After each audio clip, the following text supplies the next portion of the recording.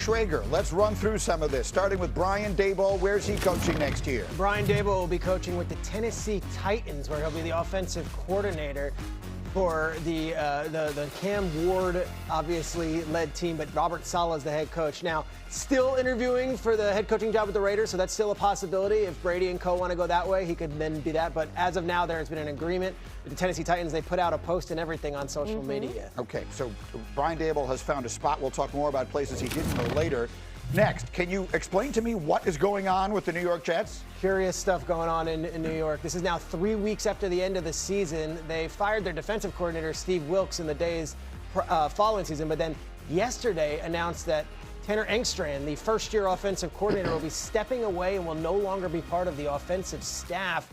This comes 3 weeks after the end of the season when several other teams with far more desirable positions at quarterback and elsewhere do not have offensive coordinators filled yet either. So interesting decision. And they fired like 7 assistant coaches on Friday, late in the day. Yes. Which the journalism student in me says is one of those news dump kind of things. I think a lot of the Jet fans just want to ask, we won't spend much time on this, I promise. Is this as ridiculous as it sounds? It sounds ridiculous. Is it ridiculous? Well, the Jets waited a month till after the season ended, then fired all their coaches? The timing is very curious, especially with no quarterback in place and some questions about the roster at hand, with Breece Hall obviously a question mark as well. What I will say is this: at the end of the season, Aaron Glenn told both coordinators, you are free to go pursue other offensive coordinator jobs.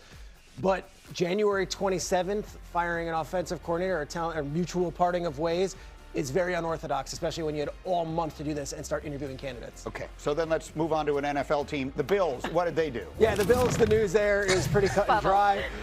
They had several interviews over the last few days, but they decided yesterday that Joe Brady will be the head coach. Joe Brady was the quarterback's coach and then the offensive coordinator, and is now going to be the head coach after a rather short interview process and what was a fairly turbulent week in Buffalo after the press conference that we saw exactly 7 days ago today. Joe Brady gets the head job. He gets really bumped up in a promotion, and now he'll be the CEO of that team. Okay, It's been a really strange couple of weeks for the Buffalo Bills. How would you describe the reaction that you were hearing? Okay, within Buffalo, the skepticism is palpable. You just talked about, Peter, the short process. And the organization made it sound like we need a new voice for this team. Well, the voice that they think is the best for the new CEO is the guy that Josh Allen has been listening to since 2022. But I can tell you, within that building, they feel like we didn't just promote from within. We didn't approach this process as we're just going to take this guy. They feel like they went through an extensive process. It was really about finding a CEO, someone who could articulate a plan, a vision for how do you meld the coaching staff, the personnel staff, where everybody is locked in and on one accord. And also, let's be real, Josh Allen. That's the most important name in this whole situation. All the candidates we saw had either a past working relationship or a current relationship with him.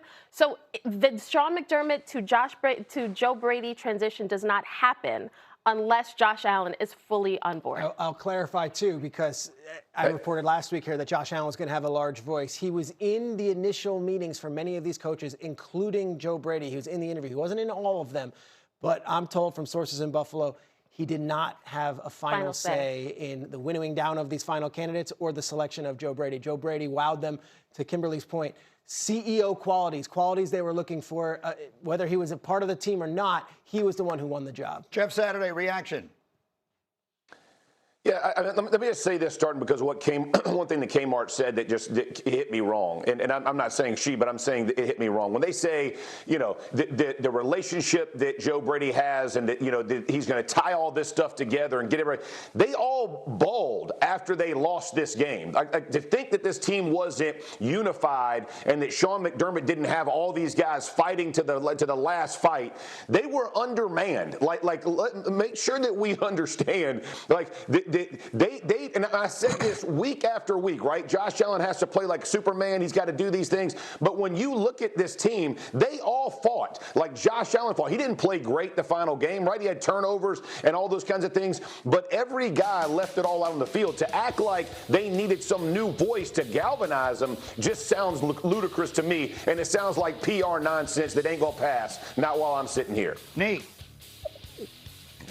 No, it feels like all the reasons that they've given us for the decisions that they've made up until now aren't consistent with the things that they're actually doing. Like, I think the honest answer is like, given what I'm seeing, is they were concerned about losing Joe Brady. Like, that's what it feels like it comes down to, because if there was something about the staff that showed that you couldn't get over the hump, firing the head coach and promoting someone who also was a part of that staff doesn't seem like it's going to provide any different results. It sounds to me like either they were really uncomfortable with something McDermott was doing, but they're not telling us about, or they thought Joe Brady was going to get another job and they thought he was a better prospect for being a head coach. We'll find out whether they're right or wrong in the very near future. So, like, I hope Joe Brady is a great coach. I hope he has success. But you're going to look really silly if you promote two guys around the failures that you've had or the shortcomings that you've had, and then you go out and have them again. Like, they've just put so much more pressure on themselves,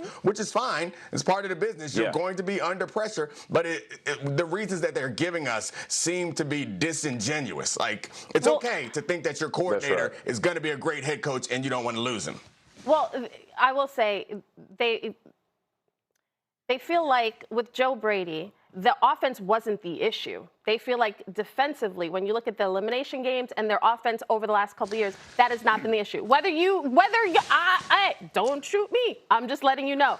But also with here's the thing. If you think Joe Brady could be a good head coach one day and you don't feel like this guy over here can get you over the hump, whether that's right or wrong, that's why they're making this promotion. But look, I mean, it's not that difficult to figure out who they've blamed for this. Yes. Right? Yes. There were people involved in this. Their season ended. They all cried together. And they all come back. The general manager got promoted. Yes. The offensive coordinator got promoted. The head coach got fired. So at the end of the day, scapegoat, call it whatever you want. There's no question where they pointed the finger of blame. And I would just add to Dominique's point that the Baltimore Ravens were set to meet with Joe Brady to talk about their offensive coordinator job. And obviously there's other offensive coordinator jobs that are around.